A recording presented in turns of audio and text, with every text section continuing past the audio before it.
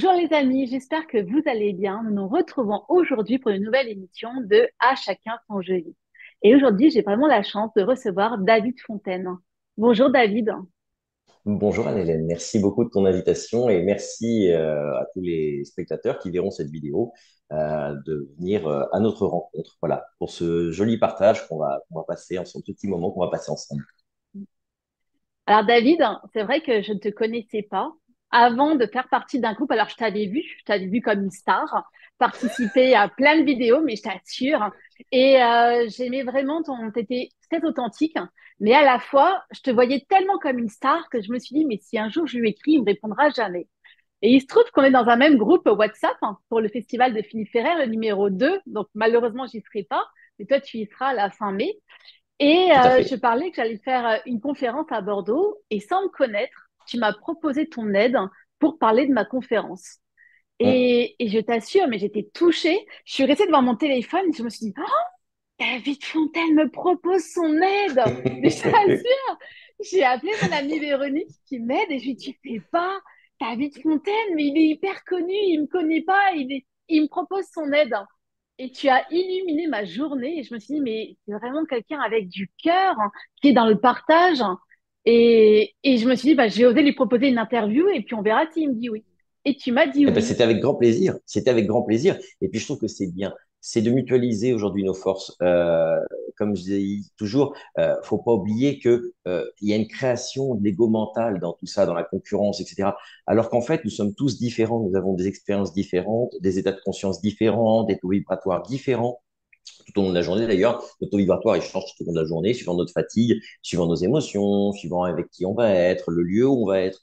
Donc, en fait, non, au contraire, c'est de mutualiser nos forces et d'éveiller le plus de personnes possible, de répondre aux questions. Et donc, non, ça me semblait tout à fait juste de pouvoir mutualiser. Je le fais avec beaucoup de mes amis, effectivement, autour. Donc, voilà, c'est pour moi une.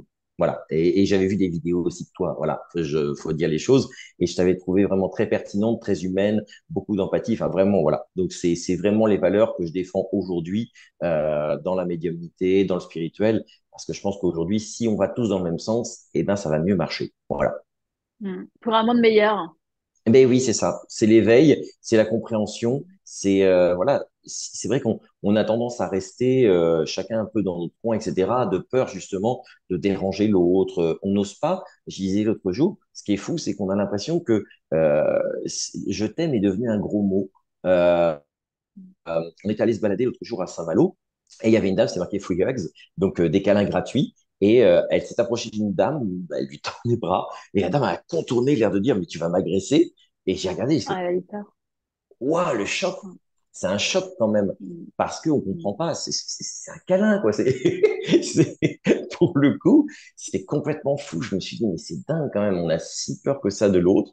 Et puis, qu'est-ce qui pouvait arriver? On était dans une rue où il y avait du monde, free hugs, enfin, il n'y avait rien qui pouvait laisser présager d'une quelconque agression, quoi. Et quand j'ai vu la dame contourner, Mm. j'ai dit, waouh, il y a une vraie souffrance là. Il y a vraiment quelque chose.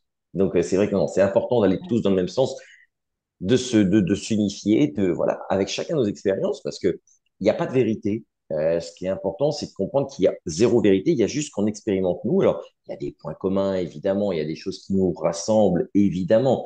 Mais il y a aussi toutes ces différences qui font que, bah, on a dans notre boîte à outils des compréhensions différentes, des expériences qu'on a vécues. Je fais un petit clin d'œil à Laurent-Jacques Costa, qui nous parlait des moines qu'il a rencontrés en Thaïlande. Euh, Quand il dit que pour eux, les expériences de mort imminente se vivent plutôt à l'intérieur qu'à l'extérieur. Donc, c'est très intéressant de voir qu'on a des expériences différentes. Pourtant, ça rejoint le même point, cette source. On peut l'appeler Dieu, peu importe le nom qu'on lui donne, mais cette énergie d'amour qui nous fait coexister ensemble. Voilà, je trouve ça Mm. plutôt passionnant, vraiment. Mm. Mais c'est vrai, tu sais, là, quand on a fait le premier festival, là, je suis vraiment désolée de ne pas être au deuxième, mais le premier festival, ça a été vraiment une rencontre de famille d'âmes et où justement, il y a eu tellement d'amour entre nous et on s'est dit, on va mettre tout notre amour en commun, voilà, pour un monde meilleur. Hum. Et ça a été, mais extraordinaire pour moi. Et là, je vois que tu fais partie aussi de cette famille d'âmes. Alors, on se verra pas cette fois-ci, mais certainement, je suis sûre que l'univers va faire en sorte qu'on se retrouve. Comme toujours, je laisse faire moi parce que je sais que l'univers fait toujours les choses bien. Ça se met en place et c'est ce que je dis parce que tout ce qui se passe autour de nous, il y a une compréhension. Parce qu'il y a des gens qui me disent, oui, mais je vois plus tel ami, je vois plus tel ami. Oui, parce qu'en fait, on évolue tous, mais pas à la même vitesse et pas de la même manière. Et puis, en ce moment, on a des espèces de retrouvailles d'âme. Alors, il y a des gens qu'on voit plus en ce moment. Alors, c'est pas pour autant qu'on est fâché, mais on se retrouvera certainement dans 1 an, dans 2 ans, dans 3 ans. Peu importe. On n'est pas obligé d'être toujours les uns avec les autres. On sait que il y a une évolution qui se fait. Dans cette évolution, il y a aussi notre réalisation. Et notre réalisation, elle est hyper importante parce qu'on a besoin de notre corps dans la matière pour transmettre, pour partager. Enfin, et c'est ça aussi, c'est que si à un moment on ne se réalise pas nous-mêmes, ben en fait, on peut emmener personne avec nous. On peut aider personne. Il y a ça aussi, c'est cet équilibre entre ce que nous sommes et ce que nous renvoyons. Parce que si on se réalise pas, on rayonne pas. Et si on rayonne pas, comment on peut partager avec les autres? On n'emmène personne dans sa voiture quand le réservoir est vide. Ça marche pas. Donc, C'est c'est sûr.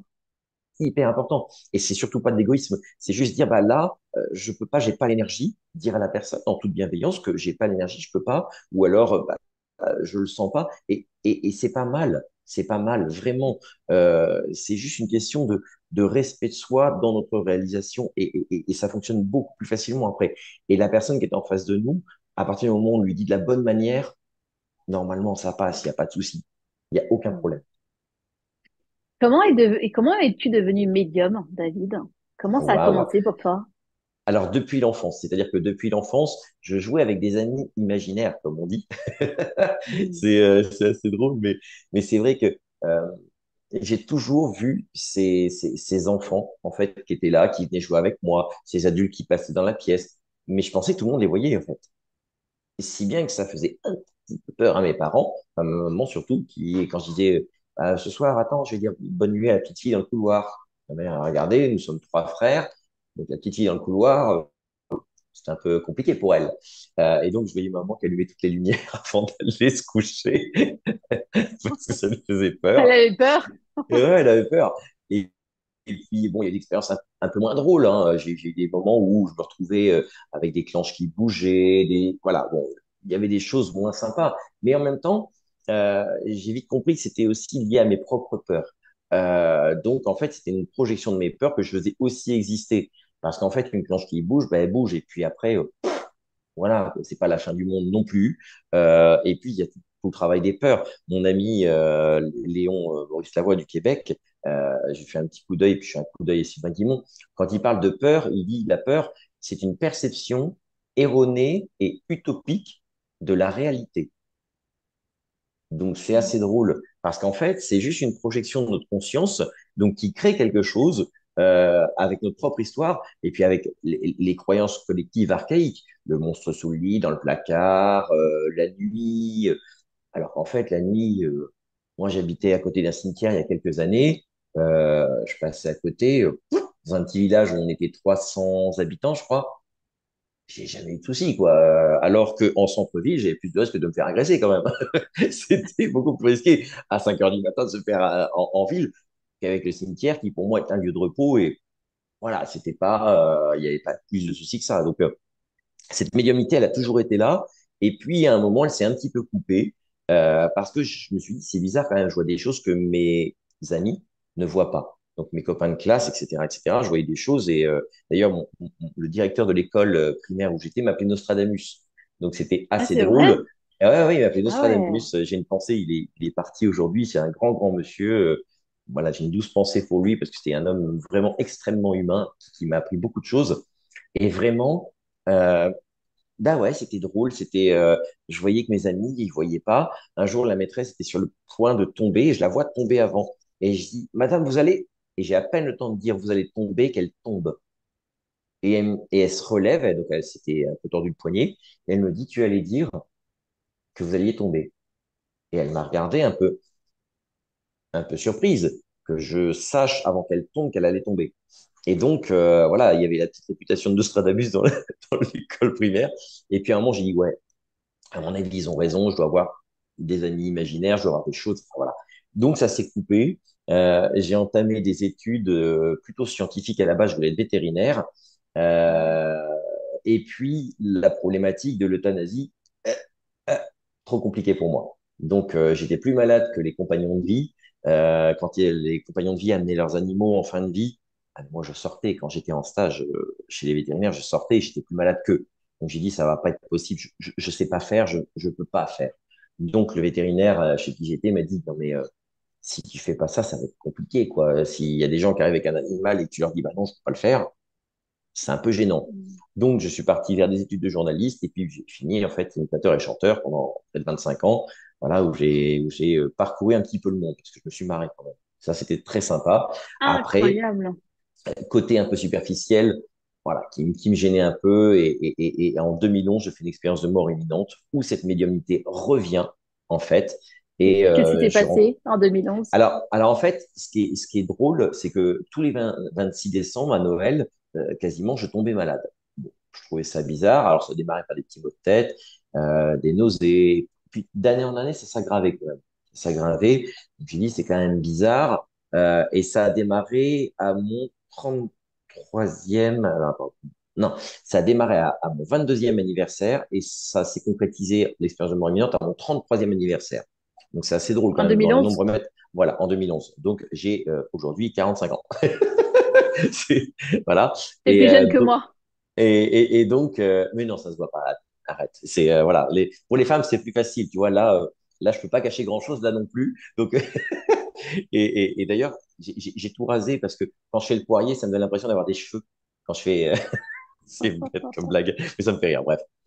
Et donc, cette expérience de mort imminente, elle est arrivée à mon 33e anniversaire, mais surtout, elle est arrivée encore à cette date du 26 décembre. Et donc, j'ai dit, c'est bizarre quand même que je vive ça. J'ai cherché à comprendre et Et qu'est-ce qui s'est passé exactement le 26 décembre j'ai fait ce 2011? qu'ils ce qu'ils appellent, alors eux, ils appellent ça un œdème. Donc, je me suis mis à gonfler le visage, la gorge, etc., etc. Mais chez toi? Et T'es chez toi et tout chez d'un coup, moi, tu te mets j'étais à chez gonfler? moi. Et en fait, j'étais Ok. j'étais pris de canne de tout comme une grosse allergie.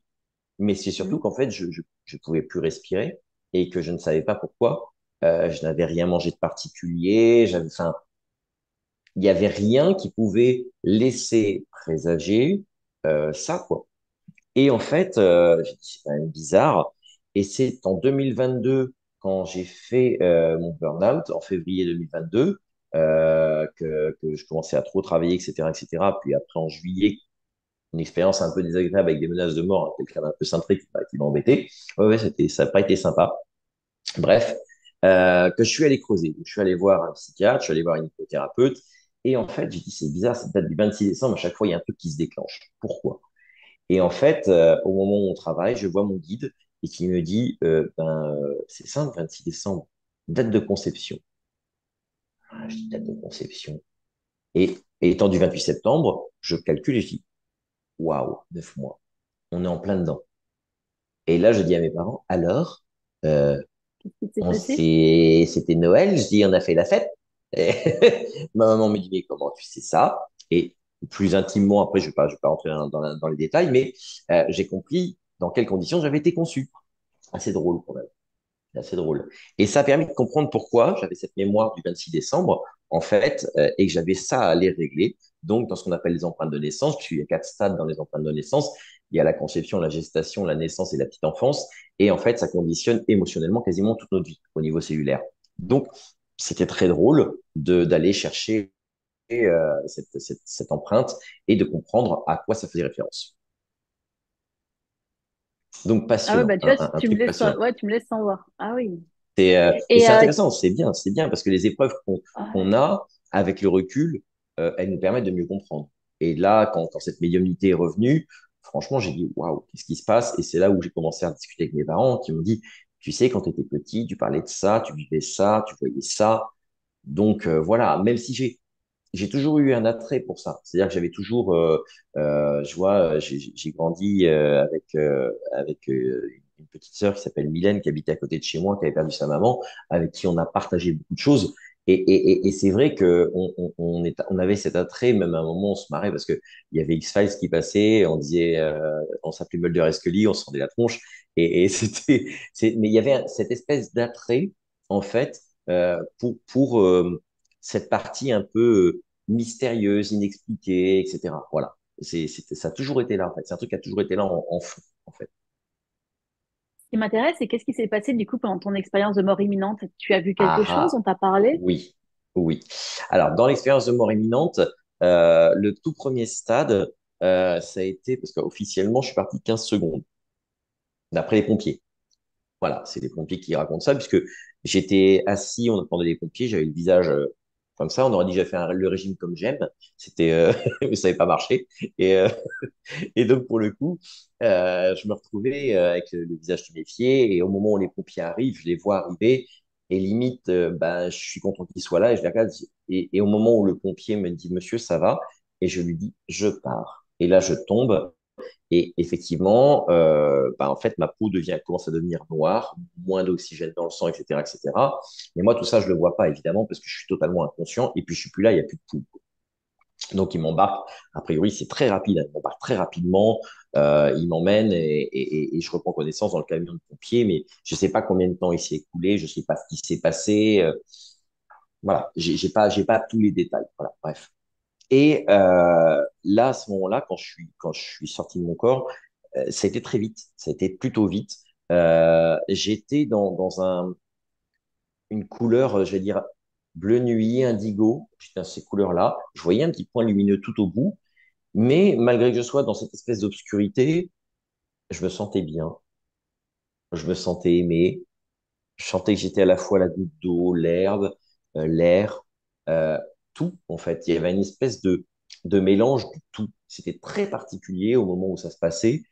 Et après, plus ça allait, plus je me rapprochais de cette lumière et j'ai vu quelque chose comme si je survolais différentes strates, en fait. C'était assez bizarre, la façon dont je voyais ça.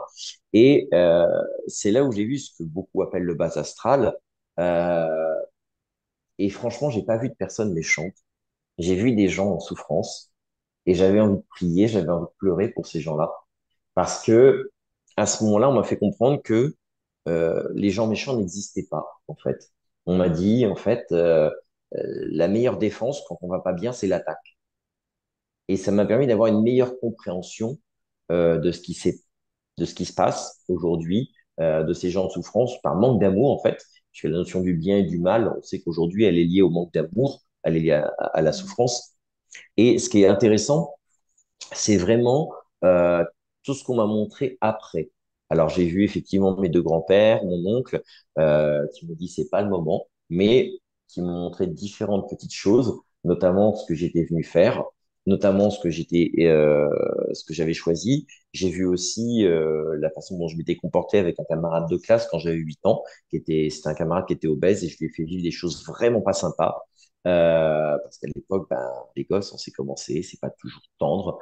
Et j'ai pas été sympa avec lui et j'ai eu besoin de le retrouver sur les réseaux sociaux. Merci les réseaux sociaux. Alors lui, il se rappelait pas du tout de moi, il n'a pas calculé Ah, du c'est tout. vrai? Ouais, c'était Oh. marrant, c'était super marrant. Et en fait, lui il m'a bien fait comprendre, il m'a dit, je me souviens pas de ça, mais je lui dis peut-être aujourd'hui, mais je lui dis ça t'a beaucoup conditionné quand même. Et pour le coup, je m'excuse parce que j'avais pas à te maltraiter, parce qu'en fait, il n'y a pas eu de jugement. Par contre, j'ai ressenti la souffrance que lui a ressentie. Et ça, c'est pas cool. Parce que c'est là où on voit le mal qu'on fait et qu'on comprend que l'autre est une part de nous. Donc, il n'y a pas un vieux monsieur avec une barbe blanche qui dit, c'est pas bien ce que tu as fait. Non, ça, c'est pas du tout. C'est vraiment, on ressent ce que nous avons fait de bien ou de moins bien dans notre vie.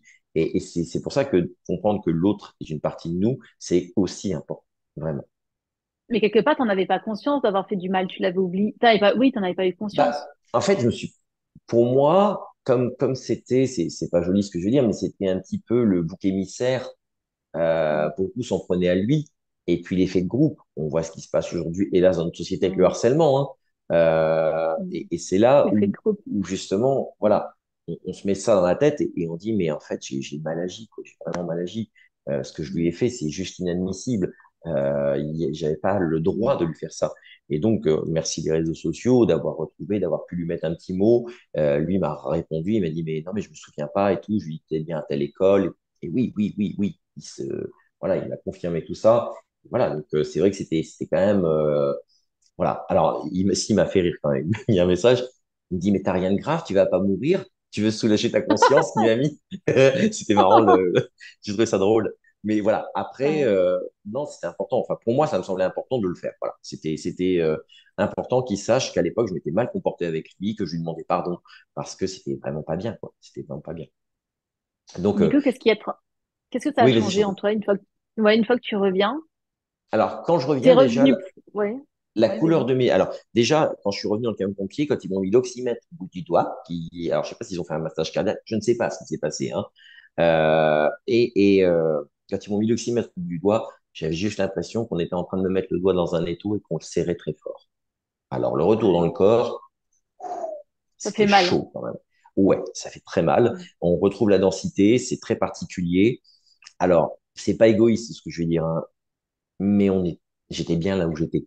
Donc c'est dur de revenir. Et même Mm. si on sait qu'il y a des gens qui nous aiment, etc., il y a ce sentiment d'amour universel de l'autre côté qui fait vraiment comprendre que voilà, quand on dit que c'est l'école ici, ouais, c'est vraiment l'école, quoi.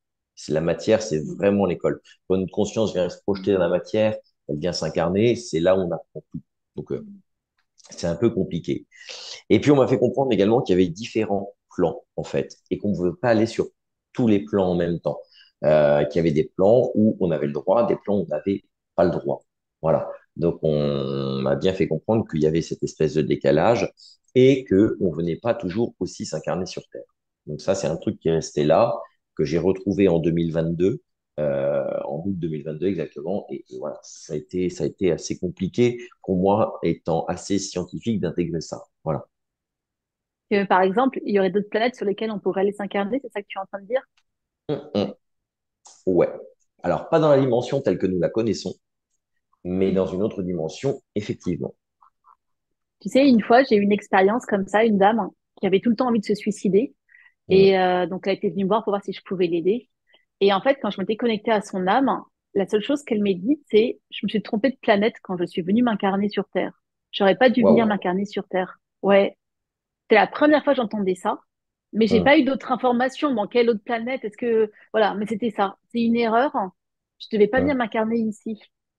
Et là, Ouais, je me suis dit, waouh, alors, non.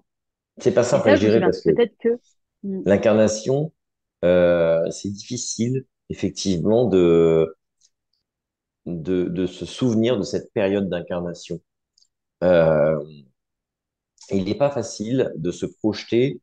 Certains font la renaissance, qu'on appelle l'accompagnement de l'âme au moment où elle choisit de s'incarner. On n'a pas tous les détails. Même si on va chercher des choses, on n'a pas tous les détails. Parce qu'il y a le processus d'oubli de l'autre côté. Pourquoi il y a le processus d'oubli? Parce que le cerveau humain ne peut pas accumuler autant d'informations. Si je te dis, par exemple, qu'est-ce que tu faisais le 10 janvier 83, voilà. Donc, imagine que si je te dis, en l'an de grâce 864, madame, que faisiez-vous? Voilà, c'est juste pas possible. Donc, il y a ce process d'oubli qui, quelque part, euh, nous permet aussi de bien vivre cette densité. Parce qu'on a besoin de vivre cette densité aussi, cette incarnation, parce qu'on vient y apprendre des choses, d'une part, on vient grandir, et puis on vient partager aussi. Parce qu'il ne faut pas oublier qu'il y a aussi cette notion de partage, et le partage, il est là pour justement nous aider à grandir. Quand on fait des ateliers, nous on dit toujours, on va vous apprendre des choses, mais vous allez aussi nous en apprendre. hmm, Il y a un véritable bien sûr. échange qui se passe dans les expériences. Des fois, il y a des cas atypiques qu'on rencontre avec Je me souviens d'un petit papy qui m'a dit, de l'autre côté, un papy défunt qui m'a dit, c'était très drôle, le papa d'une dame, il me dit, bah, je vois plein de bulles, et il y a des bulles où j'ai le droit d'aller, et des bulles où j'ai pas le droit d'aller, qui me dit. Mais il m'a dit ça avec ses mots à lui, c'était super mignon. Je trouvais ça super mignon, et c'était drôle parce que vraiment, il était comment je peux dire, dans sa simplicité, dans sa candeur, voilà, je cherchais le terme exact, dans sa candeur, euh, et c'était touchant, c'était très touchant, parce qu'il dit, eh ben, je vois un tel, mais bon, c'est eux qui viennent me voir, moi, j'ai pas le droit d'aller les voir. Et c'était très marrant parce qu'il m'expliquait comme s'il y avait des petites bulles tout autour de lui et qu'il voyait toutes les petites bulles, mais qu'il pouvait pas se déplacer dans toutes les bulles. C'était assez marrant. Ouais. Ouais. C'était assez marrant. Ah ouais. Ouais. Ça, tu vois, c'est nouveau, Ça j'ai qui est jamais eu intéressant. ça. Comme, Mais je trouve ça drôle. Et puis après, il y en a qui me parlent de toute autre chose, hein. C'est vraiment, et c'est dans les ateliers, j'aime beaucoup parce que c'est assez cosmopolite. Et justement, on découvre des gens, on partage avec eux. Là, je vois encore en Belgique, l'atelier qu'on a fait, on avait un très beau groupe, on a passé un super moment. Il y a eu des superbes expériences et beaucoup d'émotions et en même temps beaucoup de compréhension aussi. Donc c'est chouette, quoi, parce que je dis aux gens, vous avez votre vérité. Je dis, vous allez expérimenter avec votre vérité, avec votre bagage. Et dans ce que je vais vous montrer, il y a des choses qui vont vous parler, qui vont résonner dans votre niveau de conscience. Et il y a des outils que vous n'utiliserez pas du tout. Mais ça, c'est pas grave. Ça, c'est pas grave. Parce qu'on mange pas tous les mêmes plats au restaurant. Et c'est pas pour autant que le plat d'à côté, il est pas bon. On va apprendre ça. Ça, c'est hyper important. La Avant différence. de parler des ateliers que tu fais, j'aimerais donc en revenir en 2022, burn-out, qu'est-ce qui se passe? Donc, alors attends, non, non, même pas, on revient, 2011. On regarde 2011, répète. EMI, voilà, 2011, EMI, tu reviens, tu reprends ta Oui. vie normalement ou quelque chose a changé dans ta vie? Non, quelque chose a changé. Déjà, mes yeux se sont éclaircis. Alors ça, c'est la famille qui me dit que mes yeux se sont vachement éclaircis. Donc ça, moi, je m'en rends pas compte, forcément. Une autre compréhension du monde, c'est-à-dire que j'ai besoin de plus partager. C'est-à-dire qu'au moment où je continue la scène, puisque je continue encore la scène à ce moment-là, je chante avec ma petite sœur Véronique et vraiment, euh, j'ai besoin d'autre chose en fait. J'ai besoin d'autre chose. J'ai besoin de, c'est-à-dire qu'il n'y a plus dans la scène le côté égotique. Parce qu'il y a eu ce côté égotique, évidemment, quand on fait un peu de radio, un peu de télé, les gens, ah, je vous connais, enfin voilà. Donc, c'est c'est aussi un besoin d'aller plus vers l'humain. J'ai un jour eu la chance de chanter dans un stade, il y avait 11 000 personnes dans le stade. C'est le moment où je me suis le plus ennuyé. Ah ouais, c'est vrai?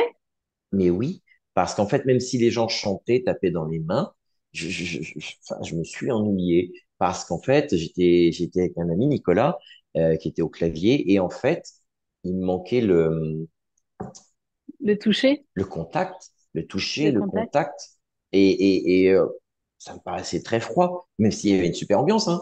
Il y a eu une super ambiance. On a fait trois ou quatre chansons, je crois. Ça chantait, enfin, il y avait une super ambiance, ça, indéniablement. Juste, il me manquait le contact. Et dans ce métier, à l'époque, moi, je faisais pas.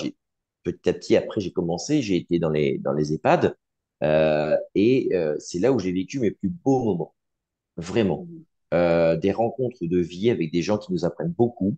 Euh, et c'est chouette, quoi. C'est vraiment humainement parlant.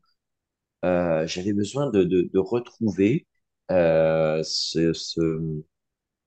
sais pas, cette simplicité, cette humanité, cette chaleur. Cette humanité, ouais, c'est ça. C'est ça en fait, c'est en fait un besoin. Et ce que m'a enseigné ma petite sœur Véronique, qui elle était déjà là-dedans, puisqu'elle était déjà là-dedans, parce que c'est quelqu'un quand elle chantait, quand elle chante, parce qu'elle chante toujours. Moi j'ai arrêté, mais elle chante toujours et vraiment, elle transmet tellement de chaleur, tellement de d'authenticité, voilà, chercher le terme, authenticité, que les gens sont touchés tout de suite quand elle se met à chanter. Et c'est vrai qu'elle me disait, elle m'a appris aussi beaucoup de choses, beaucoup d'écoute, beaucoup de, voilà, sur des petits signes, des petites choses que je voyais pas avant et que je voyais après. Et ça a été vachement important pour moi parce que c'est vrai que ben, je voyais plus la scène de la même manière. Il y avait 90% du répertoire que je chantais. Voilà, je vais pas les citer pour pas leur faire de peine aux artistes, mais voilà, c'était bien pour faire du bal, pour faire danser les gens. Mais à côté de ça, je m'éclatais pas du tout, je m'éclatais plus. Alors que quand il y avait des Parce qu'en fait, chansons, c'était des reprises que tu faisais, c'est ça? Tu avais alors tes propres chansons ou j'ai tu faisais fait un album, des j'ai reprises? fait un album de compos en 2005, et après c'était beaucoup de reprises.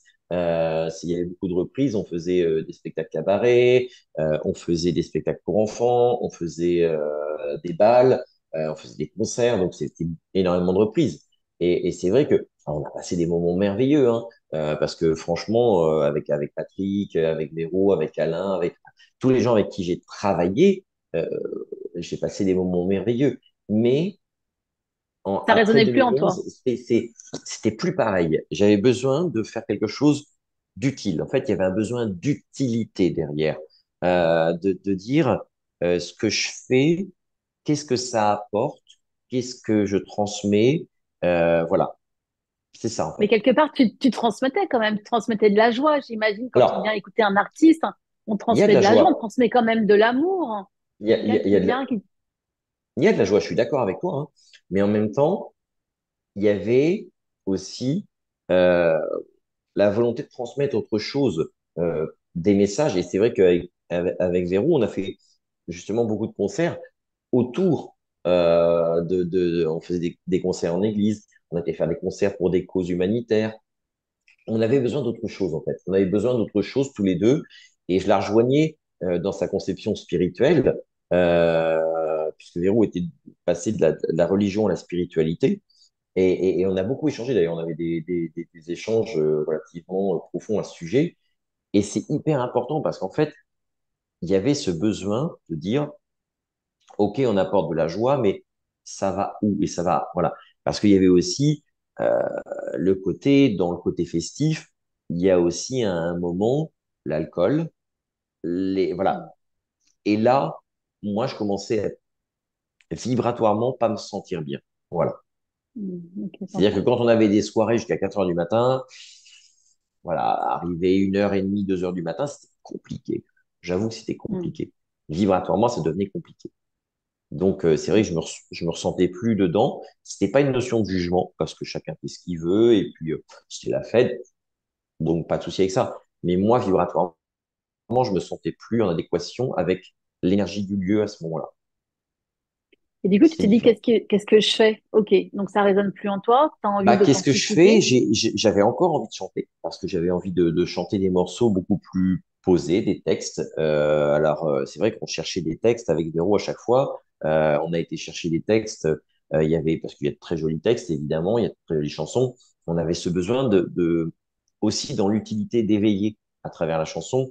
Donc on a aussi fait passer des messages et on profitait parfois de certains lieux où il y avait énormément de monde, hop, pour glisser un petit slow, clac, avec un texte voilà, aux petits Comme quoi, oignons. par exemple? Quelle Ben, chanson par exemple, Je l'ai vu de Rock Voisine, qui est une très belle chanson sur la spiritualité et sur la présence de je Dieu. connais Je sais pas pas. si tu connais cette chanson, tu verras, elle est Non. magnifique. Et hop, tac, c'était glissé, c'était tout mimi. Il y avait aussi Rien ne se finit de la comédie musicale Adam et Ève avec Thierry Amiel, qui a un texte extraordinaire sur Rien ne se finit après nous. Il reste encore la vie après tout, etc., etc. Rien ne s'arrête à jamais. Il y a un après. Enfin voilà, le texte c'était vraiment et on glissait le petit truc gentiment et c'était fait. Voilà. Et Donc là, tu te sentais mieux.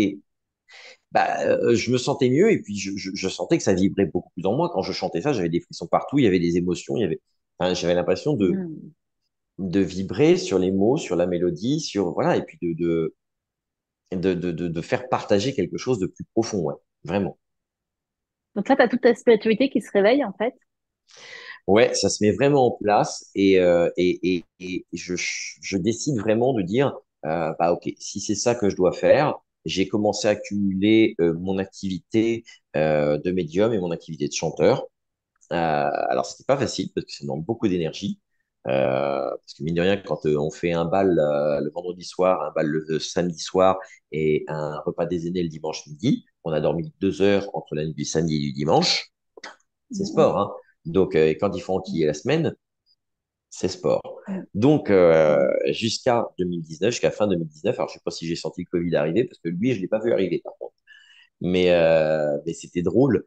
Le 30, enfin, c'était le 22 décembre 2019.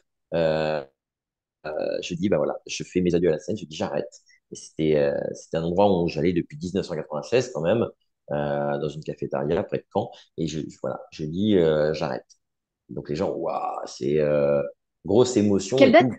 Quelle date tu as dit? Le 22 décembre 2019. 22 décembre 2019. Ok. Voilà. Et là, j'ai dit, maintenant, La je me décision consacre était prise. pleinement. à la médiumnité parce que je ne peux plus cumuler, parce que voilà.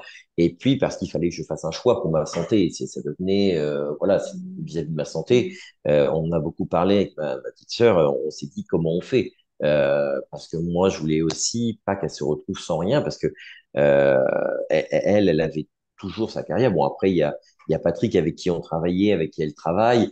Et puis voilà, elle travaille toujours, et puis elle aime ça. Enfin, elle donne toujours à la haute dans la pêche. Donc voilà, mais moi, je me voyais plus aller chanter certains morceaux, je me voyais plus. Et puis, alors, sans méchanceté aucune, mais il y avait des chansons dans le répertoire. Waouh! Je me suis dit, quand on me demandait, le public disait, ah, vous pouvez pas chanter ça? Voilà, je raisonnais pas du tout dessus. Et même, c'était drôle parce que je le chantais pour faire plaisir à la personne, donc je mettais une intention de faire plaisir. Mais en fait, j'étais pas du tout habité ni par la mélodie, ni par mes Ouais. mots. Et les gens me disaient, bon, à la Mm. fin, on vous remercie. On a vu que ça avait été dur pour vous.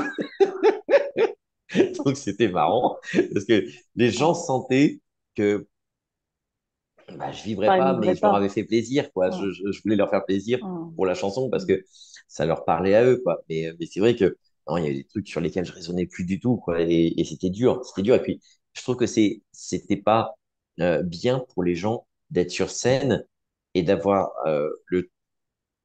il manquait la petite étincelle que j'avais avant. Mm. Donc, c'était pas Mm. bien pour eux. Enfin, moi, j'ai l'impression euh, Mm. de me trahir, de les trahir. Enfin, il y avait un truc qui était pas Mm. juste et je me sentais Ouais, pas à c'était plus l'aise avec ça. cohérent. Je me sentais pas Mm. à l'aise avec ça. Donc, valait mieux arrêter. Je pense que c'était plus judicieux d'arrêter à ce moment. Qu'est-ce que t'apporte la médiumnité dans ta vie? Tellement de choses, parce que c'est pas facile, mine de rien, de côtoyer, parce que je fais surtout de la médiumnité spirit, donc c'est vrai que on côtoie beaucoup la mort, donc c'est vrai que c'est quelque chose de pas forcément facile à gérer. Maintenant, il y a aussi une forme de bien-être, c'est-à-dire que euh, voir des gens dans le deuil venir abattus et repartir bien, ça fait tellement de bien. Et tu vois, on parlait d'utilité, d'humanité, bah ouais, ça me parle. Ce côté-là, il me parle vraiment parce que je pense qu'un médium, c'est ça. Alors, je rigole toujours humoristiquement, je dis dans les conférences, vous savez, un médium, c'est un bon perroquet, hein. Je dis parce que si le défunt, il vient pas, il entend rien, il voit rien, il transmet rien. Donc, nous sommes juste un canal qui, à un moment donné, se met en route parce que, en tant que médium, moi, j'appelle personne. Si le défunt, il est là, il est là. S'il n'est pas là, bah, voilà. Ou si le guide, il est là, il est là. Et s'il n'est pas là, il n'est pas là, en fait. Et vraiment, euh, avoir cette humilité de dire, ben, s'ils ne transmettent rien, ben, il n'y a rien, en fait. Il n'y a rien. Mm. Donc, on a cette utilité. Je vois encore hier, j'ai vécu une très belle séance avec une dame qui avait perdu son mari, qui est venue avec sa fille. Et le monsieur s'est présenté à donner des détails enfin, tellement pertinents que la dame m'a dit, mais vous pouvez pas savoir le bien que ça me fait. Elle est arrivée toute Mm. tendue et elle est repartie toute détendue et puis apaisée, quoi. Et puis, j'aime autoriser, moi, les enregistrements durant les séances parce que je dis aux gens, bah, quand ça va pas trop, réécoutez. Réécoutez votre séance, ça fait du bien. Ça vous fera du bien. Parce que Mm. ça vous montre ben, que la personne que vous aimez, elle est là. Alors, pas physiquement, et j'ai un petit clin d'œil à faire à Sylvie Ouellet au Québec, euh, parce que on a travaillé avec Sylvie, mais sur la transformation de la relation qu'on a à la personne, qui n'est plus une relation physique, mais une relation d'âme, en fait. Et je pense que c'est hyper important de comprendre que cette relation, elle existe toujours. Même si elle est euh, moins dense, elle existe toujours. À l'intérieur de nous, elle est beaucoup plus dense. Quand on se concentre au niveau du chakra du cœur, qu'on pense à la personne, tout de suite, il y a un ressenti. Tout de suite, il se passe quelque chose. On n'a plus l'extérieur, on n'a plus l'apparence, on n'a plus la matière. Mais il y a quelque chose de plus profond, en fait, qui s'est Il établi, reste qui existe. l'amour. Mais bien sûr, bien sûr. Mm. Mm. Et c'est ça qui nous nourrit, hein. C'est ni plus ni moins que l'amour qu'on se porte mutuellement. Ni plus ni moins.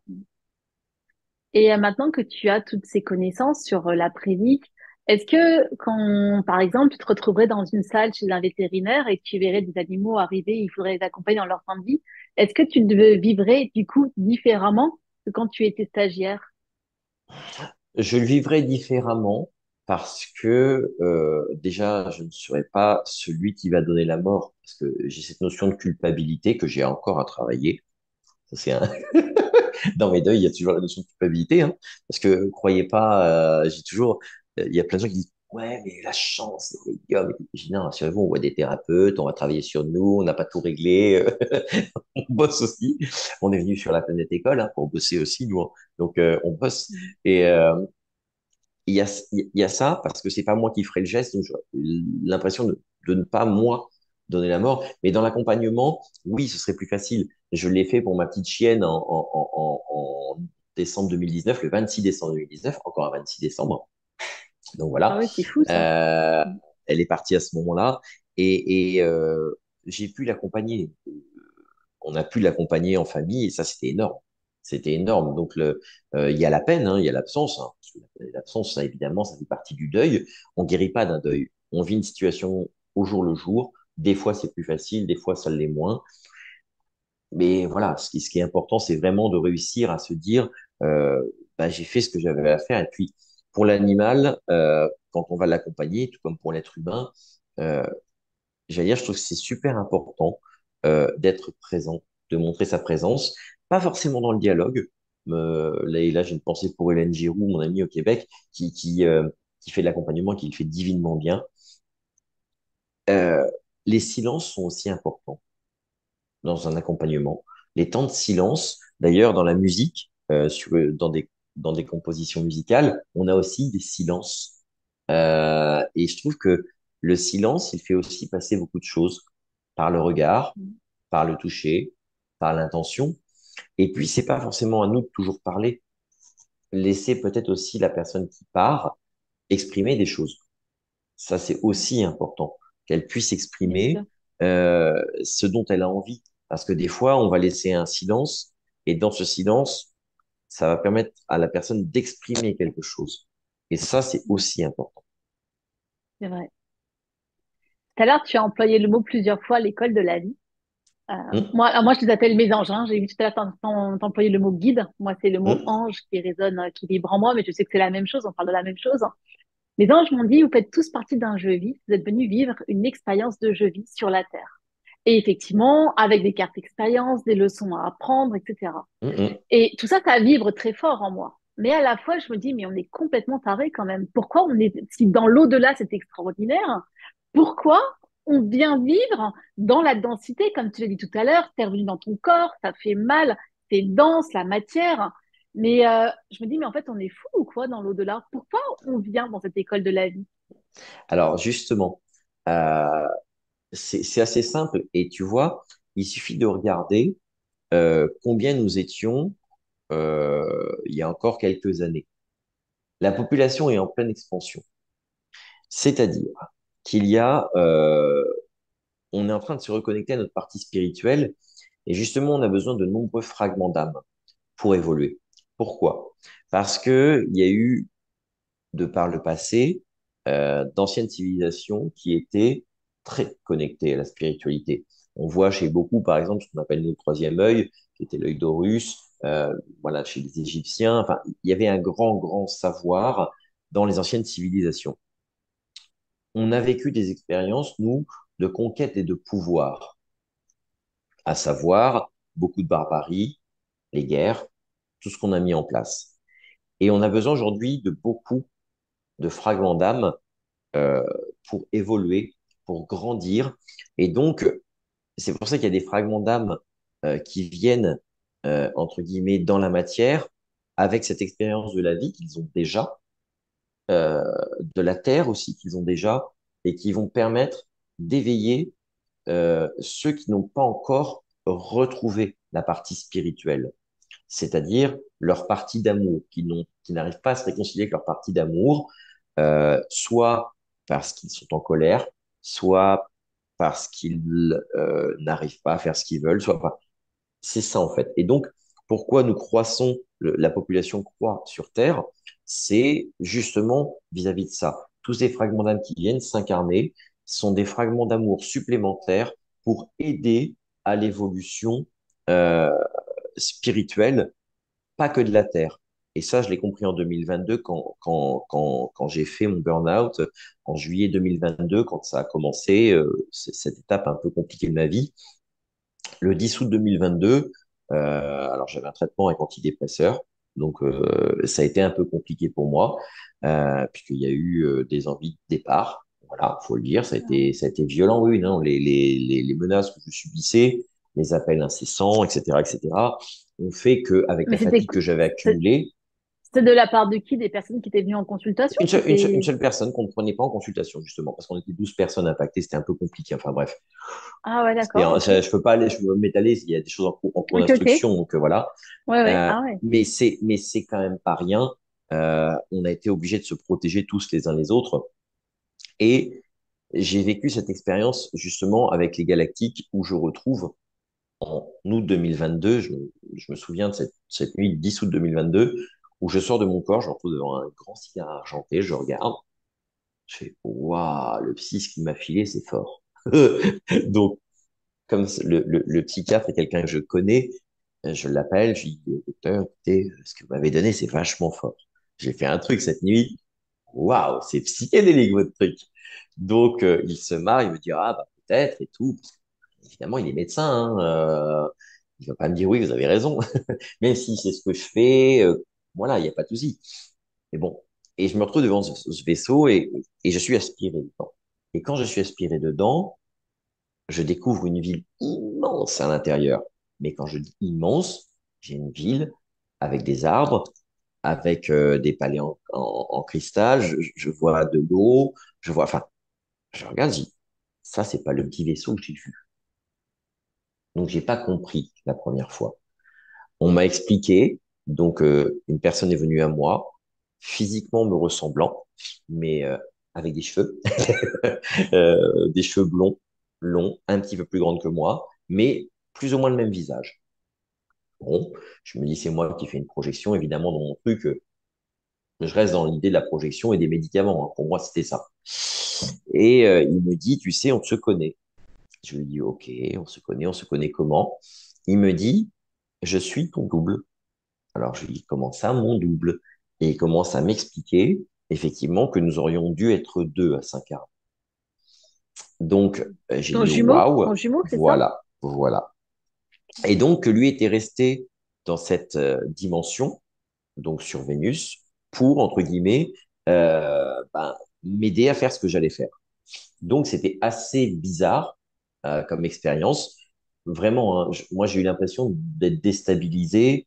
Je me suis dit, waouh, c'est un truc de fou. Il m'a emmené, m'a montré aussi les systèmes de propulsion. Donc, au cœur de cette ville, il y avait un vortex, en fait, avec une grande boule, comme un grand soleil en plein milieu, et qui repartait en pointe comme ça. Il me dit, tu vois, en fait, ce qui est autour de vous n'est pas du vide, mais de l'énergie, en fait. Et cette énergie permet à nos vaisseaux de se mouvoir. Donc, en fait, ça rentre par le haut du vaisseau, ça nourrit le vaisseau. Donc, ça nourrit toute la ville qui est à l'intérieur de ce vaisseau, qui est beaucoup plus grande que ce qu'on peut penser. Donc, d'où nos croyances limitantes aussi avec la 3D. Et il me montre ça et il me dit, tu vois, quand ça ressort, on peut se mouvoir à gauche, à droite, on peut bouger, on peut, voilà. Puis waouh, c'est quand même assez dingue. Ça rejoint un petit peu la MHD, la magnéto-hydrodynamique sur laquelle Jean-Pierre Petit avait travaillé. Ça rejoint aussi les technologies antigravitationnelles qui ont été développées pendant la Seconde Guerre mondiale. Donc ça, c'était un truc de dingue, quoi. Alors je me dis, ouais, j'ai halluciné, ça doit être un truc, voilà. Et à nouveau, quelques jours après, j'ai de nouveau euh, une visite. Je retourne et ils me disent, ah, on a bien vu que tu ne croyais pas. Ah non, je dis en même temps, je prends des cachets en ce moment, donc tu m'étonnes que je te crois pas. Moi qui suis plutôt scientifique, très neurosciences, très machin, etc., j'allais pas m'amuser à dire, alors, je suis allé sur Vénus, voir des Vénusiens qui m'ont dit que non, évidemment, j'avais pas cru et que j'y croyais pas une seconde. Ils m'ont dit, bah, écoute, on va donner des éléments tangibles que tu vas pouvoir vérifier d'ici 3 jours. OK. Et ils me donnent des éléments tangibles, donc d'actualité. Et 3 jours après, ces événements arrivent. Je fais OK. Donc là, je commence à me poser des questions. Parce que ces éléments, je les avais, puisque j'avais vraiment vu tout ça. Je les avais notés. Et 3 jours après, ils arrivent. Donc, Je précise que tout ça a été fait devant témoin. Donc, j'ai dit, il va y avoir ça, il va y avoir ça, il va y avoir ça. Et donc, ce contact se fait. Je retrouve mon jumeau qui est en fait mon guide, tout simplement. Donc, il m'explique, lui, comment ça fonctionne et ce que je suis venu faire. Voilà. Donc, il m'explique que je suis venu travailler ma partie aussi humaine, mes colères, mes impatiences, etc., etc., parce que j'avais ça aussi à travailler et que je travaille évidemment parce que je suis comme tout le monde, je vois tous ces petits points à aller bosser. Et il me dit en même temps, tu avais déjà ces capacités en fait de télépathie, de médiumnité que tu avais et tu les as retrouvées en fait. Aussi subtilement que ça, tu les as retrouvées, c'est revenu en toi. Et en fait, c'est là où on a repris contact. J'ai intégré ça. J'ai noté tous les messages qu'il me transmettait. Alors évidemment, dans le livre Terre 2030, j'ai pas la prétention d'être le énième à canaliser. Voilà, j'ai juste livré un témoignage. Je sais pas si je réécrirai un livre sur les galactiques parce que j'ai une frustration, c'est que je ne peux pas y aller quand moi j'ai envie. C'est eux qui décident quand ils ont un truc à me transmettre. C'est un peu frustrant. Je sais que j'ai le contact avec mon guide, ça, il n'y a aucun problème. Par contre, quand je veux aller les voir, non, non, non, ça marche pas comme ça. C'est eux qui Et décident. t'arrives pas, justement, t'arrives pas à accueillir ça en disant, bah, c'est comme Bah, ça et t'accueilles. alors je laisse faire, hein, mais il y a quand même une petite frustration parce que j'aurais envie d'apprendre plus. Et à chaque fois, mon guide il me dit, Mhm. tu vois, ton impatience, ça y est, ça recommence. Il me dit, t'as vu? Il me dit, laisse faire. Il me dit, tu apprends petit à petit. Donc, ils m'ont expliqué là dernièrement. Donc, on sait aujourd'hui scientifiquement que chaque atome est relié à une particule d'énergie. Donc ça, aujourd'hui, on l'a démontré. Et ils m'ont expliqué comment les défunts faisaient bouger dans l'autre dimension, donc de l'astral à la Terre. Ils passaient par la partie éthérique, en fait, pour faire bouger les objets. C'est-à-dire qu'en fait, ils ne touchent pas l'atome, mais ils touchent la particule d'énergie reliée à l'atome pour faire bouger l'objet. Je dis, waouh, génial. Ils m'ont expliqué, par exemple, l'année dernière, j'ai donné une conférence le 7 novembre, j'ai parlé de Rachida Dati du gouvernement, de l'épisode neigeux qu'il y aurait en France avant le 10 janvier, du tremblement de terre qu'il y aurait au Japon, que le roi Charles, il n'allait pas vivre très longtemps et qu'il allait devoir abdiquer. Et comme par hasard, il vient de repréparer toute la cérémonie des funérailles, je trouve ça très bizarre, mais bon, bref, il y a plein de petits éléments qui m'ont donné, que j'ai donné en conférence, et à ce jour, 87% de ce que j'ai dit en novembre est arrivé. Donc, En fait, je fais, toi, tu as je des fais dons de pas voyance, hein. du tout. Je fais surtout pas de voyance parce que les gens m'en demandent et je n'en fais pas. Moi, Mais je ça, suis vraiment. c'est de la voyance, ça, faire des Alors, prédictions comme ça. ça correspond à de la voyance, sauf que c'est à chaque fois le guide qui vient me donner ces infos. Donc, c'est ce guide galactique qui vient me donner les infos. Je les ai en gros une fois l'année. En gros, voilà ce que Ok. j'ai en information. Donc, maintenant, faire de la voyance, quand quelqu'un vient me voir et me dit quand est-ce que je vais rencontrer l'amour, j'ai Ok. zéro réponse. Par contre, je vais aller regarder pourquoi la personne ne rencontre pas l'amour.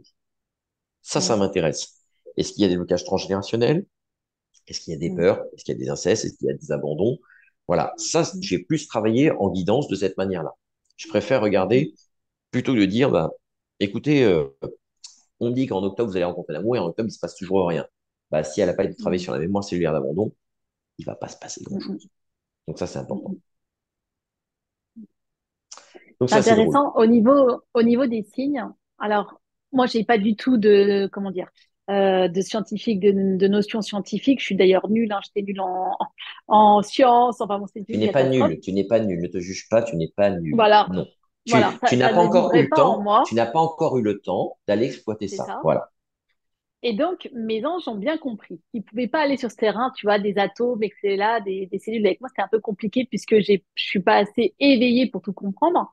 Donc, ils m'ont dit, pour fabriquer des signes, pour que vous envoyiez des signes, on a besoin d'énergie.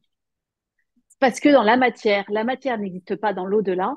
Donc, pour vous envoyer des signes, on a besoin de votre énergie. Et en fait, ils m'ont expliqué, plus vous allez vibrer l'amour, la gratitude, plus c'est cette énergie-là que vous allez créer. Et Hum, nous, dans l'au-delà, on va utiliser cette énergie pour créer des signes. Et les personnes qui ne reçoivent pas de signes, c'est parce qu'ils sont trop focalisés sur le manque, la détresse, le chagrin, etc. Et si on peut être triste, on peut être dans le désespoir, ça, il n'y a pas de souci. hum, Quand on perd quelqu'un, je le comprends complètement. Mais si à la fois, il y a cette part d'amour qui va résonner encore plus fort pour notre hum, défunt, hum. cette part d'amour qui va créer cette énergie, et le défunt va s'en servir pour nous créer des signes. C'est juste. C'est C'est exactement ça. Ouais, ça. d'accord? C'est Ok. exactement ça. C'est exactement ça. Mais c'est vrai C'est que la partie entre l'astral, donc au-delà, et la Terre, bah, c'est la partie éthérique. C'est juste ça, en fait. Et la partie éthérique, c'est vraiment la partie énergie. C'est ce que Tesla avait compris, c'est ce qu'Einstein avait compris. C'est pas la matière qui crée l'énergie, c'est l'énergie qui crée la matière. ouais, c'est ça. Non, mais écoute, moi, je suis ravie parce que il me l'explique avec des mots très simples, Hum, puisque tout ce qui est scientifique, moi, j'arrive pas à le comprendre. Donc, ils m'ont dit, ils ont bien compris tout ça. Donc, ils m'ont dit, bon, bah, écoute, on va t'expliquer avec des images très simples, des mots très simples. hum, Et c'est ce que je retransmets d'ailleurs dans mes conférences, en disant, bon, alors, oui, j'ai pas du tout de, comment dire, d'analyse scientifique, mais voilà comment là-haut, ils me l'expliquent pour que je comprenne. Tu vois, on a hum, parlé d'âme. C'est pareil. Je leur dis, mais une âme, ok, mais qu'est-ce que c'est une âme? Donc, ils m'ont dit, c'est une cellule de la source, vous êtes relié à la source, etc. Et après, hum, je leur ai demandé, mais ça ressemble à quoi une âme? Et là, ils ont été super parce qu'ils m'ont dit, est-ce que tu vois un souffle d'air? Le hum. souffle d'air, vous le voyez pas, mais il existe. Et bien, Hum. une âme, c'est la même chose. C'est On la ça. voit pas, mais elle existe. Et tu vois, C'est ils me ça. donnent toutes des petites images simples comme Mais ça, mais moi c'est, qui m'aident. Hein. ouais, puis c'est simple. En même temps, c'est vrai que une âme, en fait, il y a aussi, c'est aussi une énergie, puisque l'âme en latin, c'est animus, donc c'est ce qui anime le corps, en fait. Donc c'est forcément l'énergie qui vient animer le corps, ni plus ni Mhm. moins. Donc, et quand elle arrive, cette âme, justement, elle vient expérimenter quelque chose, elle vient grandir, elle vient se nourrir d'amour, justement pour retourner à la source. Parce que c'est ça aussi le but. Mhm. Tout est là, en fait. Mhm. Quels sont tes projets pour cette année 2024, David? Waouh! Un bon Tour de France, de Belgique et le Québec en fin d'année. Voilà. Et puis, Waouh, c'est ouais, énorme. ouais. Et donc, c'est C'est des conférences, des ateliers? Qu'est-ce que tu proposes? conférences, ateliers. On bouge beaucoup parce que là, il y a la promotion du bouquin de chez Larousse, justement, qui est sorti. Et puis, je viens de signer chez Très Daniel un oracle qui sortira La Voix des guides. Donc, ça sort soit fin d'année, soit début d'année prochaine, donc en janvier. Donc, qui est un oracle qui sert surtout aux thérapeutes parce en fait, c'est un oracle qu'on avait sorti il y a quelques années en auto-édition, qui s'est très bien vendu auprès des thérapeutes. Et on l'a agrémenté de 18 nouvelles cartes avec des illustrations que Tats Tattoo a faites. C'est quelque chose d'assez nouveau. Quand on a présenté le projet, waouh, chez Feu Daniel, ils ont vraiment adoré les illustrations, le concept et le fait de donner des clés aux gens pour vraiment travailler et mettre en pratique. Voilà, c'est vraiment. Donc voilà, ça sortira, donc on aura ça, et puis il y aura certainement un autre livre, cette fois-ci. Je ne peux pas en dire plus pour l'instant, juste qu'on va aller travailler avec un protocole scientifique, avec des mesures et de l'imagerie médicale. Voilà. Quand tu dis on, c'est toi et quelqu'un On est ou plusieurs. on, c'est plusieurs? On est plusieurs. On est plusieurs à travailler. Il y a des Tu aimes? scientifiques. Tu Ouais, aimes le travail j'aime en ça. équipe? Et j'aime le travail en équipe et puis j'aime aussi ouvrir au maximum parce que aujourd'hui, il y a une vraie notion d'éveil. Euh, on voit bien que on est dans cette transformation sociétale sur le plan économique, sur le plan du respect de la planète. Enfin, il y a plein de choses qui s'éveillent en nous et on a besoin de cet éveil. Pourquoi? Les galactiques m'ont dit, euh, il y a un truc à prendre en compte, c'est que si vous n'ascensionnez pas, si vous n'évoluez pas, le cosmos est un tout cohérent. Et que si vous n'évoluez pas, c'est tout le cosmos qui va être déséquilibré. Donc, vous rentrez dans une période où il y a un vrai besoin que tout le monde s'éveille. Ceux qui ne pourront pas s'éveiller ne pourront pas rester. Et c'est ça la problématique. Donc, quand on a vécu ce Covid, le Covid, il a été là pour nous permettre de travailler sur nous.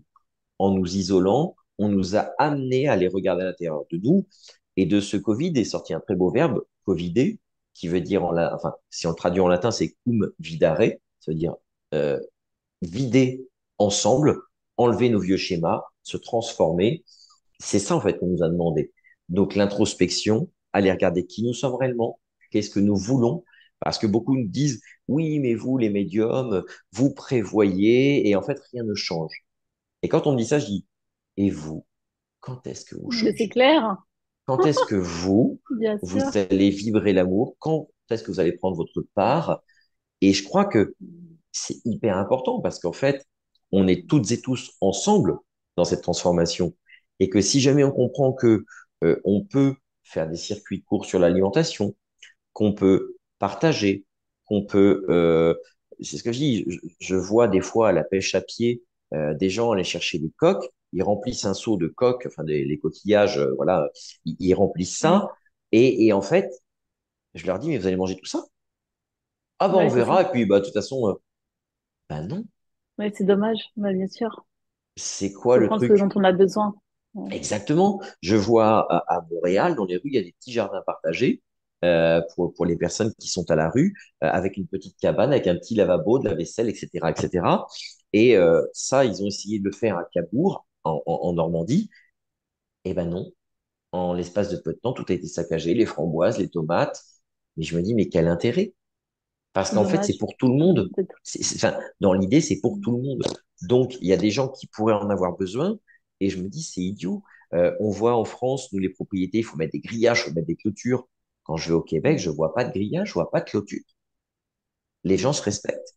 De quoi a-t-on peur? mm, Donc, en fait, plus on va nous faire vibrer sur la peur, plus ça va être difficile. Donc, à nous de conscientiser, à nous de nous ouvrir, à nous de... Enfin, mm, il y a une vraie prise de conscience à avoir, hein, vraiment, hein. mm. C'est l'autre n'est pas un étranger, l'autre est une partie de nous. S'il est différent, c'est justement pour nous enseigner quelque chose. On a tout ça à prendre en compte. On nous a mis des étiquettes. Alors, je suis catholique, hétérosexuel, végétarien, vacciné, blanc de peau. Enfin, waouh, waouh, stop, Ouais, c'est stop, terrible. stop, stop, Ouais. stop. On arrête quand tout Mm, ça? Essayons de nous comprendre. Dans la différence, on peut apprendre des choses. Moi, j'ai eu l'occasion d'échanger avec des rabbins, avec des imams. Enfin, la culture, elle se partage. Et finalement, on s'aperçoit que beaucoup de choses se rejoignent quand même. oui, heureusement. Beaucoup Donc universel. Et finalement, notamment, par oui, rapport à vas-y, ta notion chérie. de cosmos, moi, ce qu'ils m'ont expliqué, c'est qu'ils m'ont dit, la Terre fait partie de la grande horloge de l'univers. Et donc, la Terre est minuscule dans la grande horloge, dans le grand, oui, la grande horloge de Mm. l'univers où il y a toutes les pièces. Et la C'est Terre fait ça, partie d'une pièce. Et la Terre, elle tourne en fonction de notre énergie, de notre amour. Si la planète Terre arrête cette lumière, la lumière que nous, on crée, comment on Mm. crée la lumière? Par notre amour, par notre joie. Les C'est anges m'ont dit, ça, si vous arrêtez de créer cette lumière, la Terre va s'éteindre et ça va être tout, effectivement, le cosmos, toute l'horloge de l'univers qui va en être impactée. Parce que c'est la Terre, ça. même si c'est minuscule, c'est une pièce qui compte et toutes les pièces sont extrêmement utiles.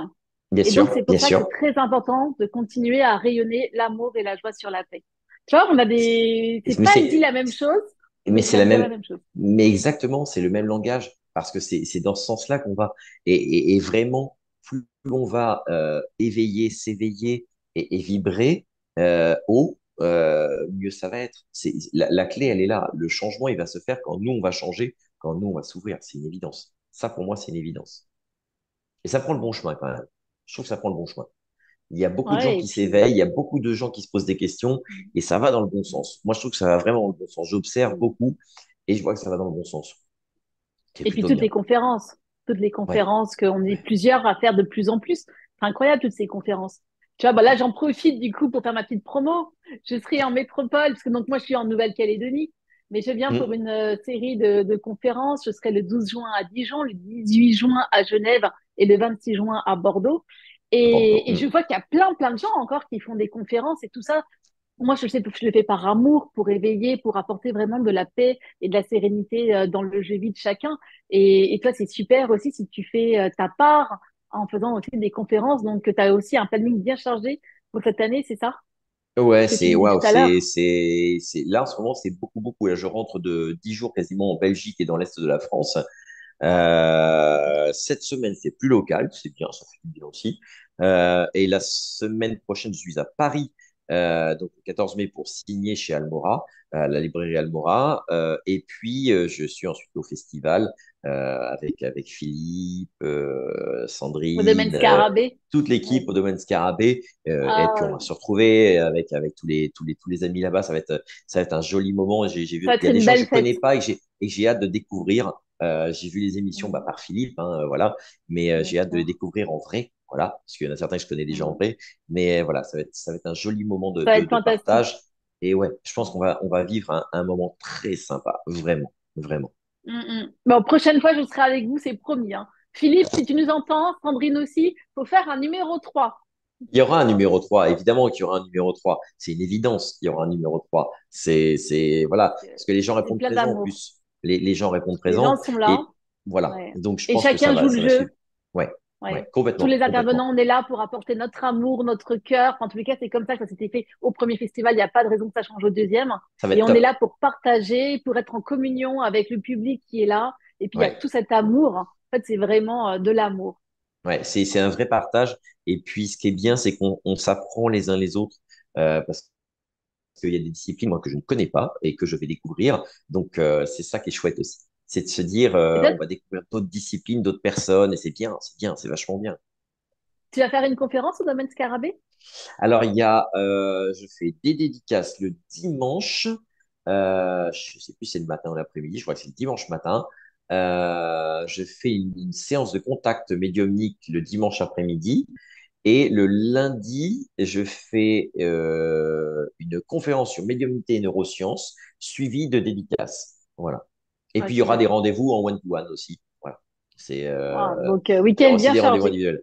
Ouais, puis ça va être sympa. Et ça va pas nous empêcher de nous voir et de se marrer entre deux, vraiment. Parce qu'il y a aussi Ouais, ouais, ça, c'est sûr. les moments terrestres qui vont être très importants. Dans le groupe WhatsApp, il y a pas mal de petites bêtises qui circulent. Ça, c'est des off. Le public n'en saura rien, mais c'est très sympa aussi. Je pense à Michel Dourte, notamment. Ah, je n'ai rien dit. Je n'ai rien Ah, j'ai dit. balancé quand même. Je n'ai rien dit. Mais on se taquine beaucoup.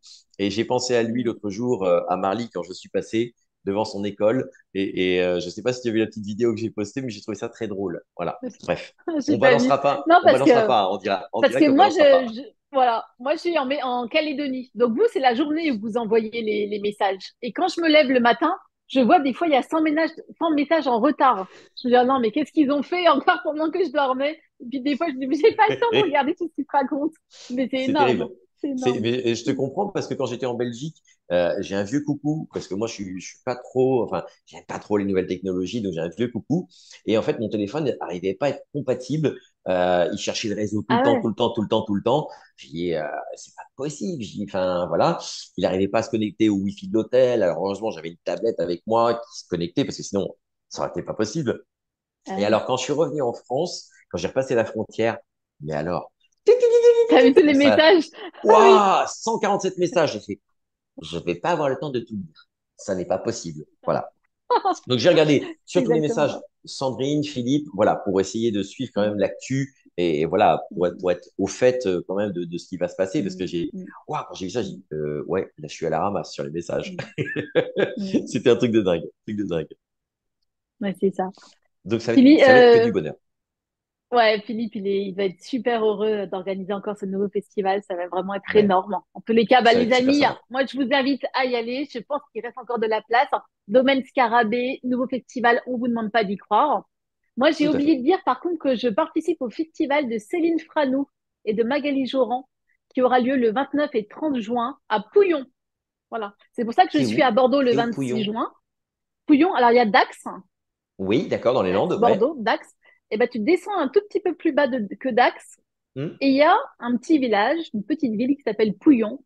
Et c'est là où Céline Frano et Magali Joran Waouh. organisent un beau festival 29 et 30 juin. Et pareil, j'ai la chance d'y participer. Ah, ça va être chouette, ça. Ça va être chouette. J'aurais une Ouais, pensée pour vous, je serai à La Rochelle. J'aurais une pensée pour vous, moi, je serai à La Rochelle à ce ah, moment-là. Donc, c'est vrai que c'est gentil. les week-ends sont bien remplis. Vous allez passer un super moment. Voilà. C'est Ah voilà, vraiment. c'est pareil, hein.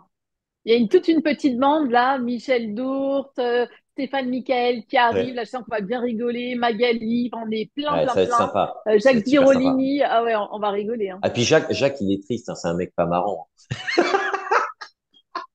C'est, J'adore son humour. il est excellent. Mm, J'adore. Moi aussi, il fait marrer. mm, J'adore. Il fait mm, marrer. C'est quelqu'un, pareil, c'est dans le groupe. J'adore. Parce que il y a beaucoup d'échanges humoristiques. Et justement, c'est ça, je crois aussi. La joie. On en parlait avec Bruno Costa, là, en Belgique, le monsieur qui organise les conférences en Belgique. Et il me dit, j'aime ton approche en médiumnité parce qu'il me dit, c'est léger, ça vibre la joie. Et il me dit, c'est ça mm. qui est important. Je crois que c'est aussi ça. Parce que, on a besoin aussi dans un contact médiumnique de rassurer les gens qui sont en face. Et le fait de le présenter simplement et puis dans la joie, dans la simplicité, pour celui qui reçoit le message et pour la salle, c'est beaucoup plus léger, c'est plus doux. Et pour les gens, ouais, non, c'est important. Je pense que c'est super important, quoi.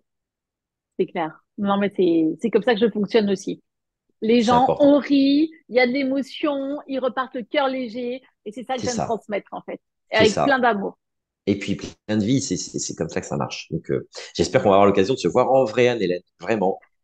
C'est sûr, c'est sûr. Merci beaucoup en tous les cas, David, d'avoir accepté mon invitation. Mille merci à toi de m'avoir reçu. Et puis, bah, vraiment, je te souhaite une très, très belle et douce soirée. Parce que je crois que toi, Oui, tu es en plus c'est ça. 6. Voilà. Donc, Plus non, il est 9, plus 9. plus 9. Il est Ah oui, 19 donc heures. Tu vois, là, il est il est 19 heures dix-neuf chez heures toi. 12. D'accord. Voilà. Ouais, Donc, bah, écoute, encore un grand, grand merci à toi. Et puis, avec le plaisir de te rencontrer très prochainement en réel. Voilà. avec Douce grand soirée à toi. plaisir. Merci. Merci à toi. Merci. Les amis, à très bientôt pour une prochaine émission. Au revoir. Au revoir.